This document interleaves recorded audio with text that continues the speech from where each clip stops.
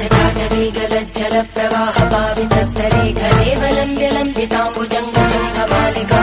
ढमड्ढमड्ढमन्निनादमड्ढमर्वयं चकार चण्डताण्डवं तनोतु नः शिव शिवम्